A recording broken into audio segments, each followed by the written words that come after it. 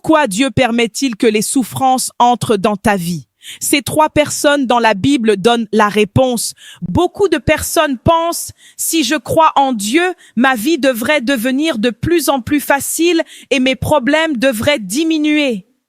Mais à travers 3 histoires vraies de la Bible, Dieu nous montre ceci. Ceux qui suivent véritablement Dieu traversent parfois un chemin encore plus difficile. Et ces 3 expériences révèlent aussi pourquoi Dieu permet que les épreuves viennent dans ta vie. La première personne est Joseph. Joseph avait reçu des rêves venant de Dieu, mais il a été vendu par ses propres frères, réduit à l'esclavage, puis emprisonné à cause d'une fausse accusation. Aux yeux des hommes, sa vie semblait complètement détruite, mais Dieu ne l'avait pas oublié. Ces expériences douloureuses formaient sa patience, sa sagesse et ses capacités. Finalement, Dieu l'a fait sortir de prison, l'a établi comme premier ministre d'Égypte et lui a permis de sauver de nombreuses vies pendant la famine.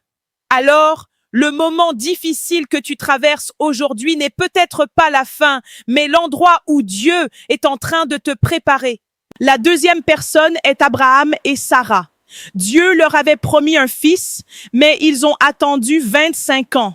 Pendant cette attente, il y a eu des doutes, des moments de silence et beaucoup de situations qu'ils ne comprenaient pas. Mais Dieu n'a jamais oublié sa promesse. Genèse chapitre 21, verset 1 dit « L'Éternel se souvint de ce qu'il avait dit à Sarah, et l'Éternel accomplit pour Sarah ce qu'il avait promis. » Dieu a son propre temps, mais il ne manque jamais à ses promesses. La troisième personne est David. David a été oint comme roi lorsqu'il était encore jeune, mais il n'est pas monté immédiatement sur le trône. Il a été poursuivi par Saül, a dû se cacher dans des grottes et a connu les incompréhensions, le rejet et le danger. Mais les ennemis ne peuvent pas empêcher celui que Dieu a choisi. Au temps fixé par Dieu, David est finalement devenu roi. Alors, souviens-toi, les souffrances que tu traverses aujourd'hui ne signifient pas que tu as échoué. Tu es peut-être dans un désert, mais cela ne signifie pas que Dieu t'a abandonné. Peut-être que Dieu utilise justement cette période pour te façonner, t'entraîner et te préparer à porter une mission plus grande. Si tu crois que Dieu est en train de te préparer, écris « Amen, je n'abandonne pas ».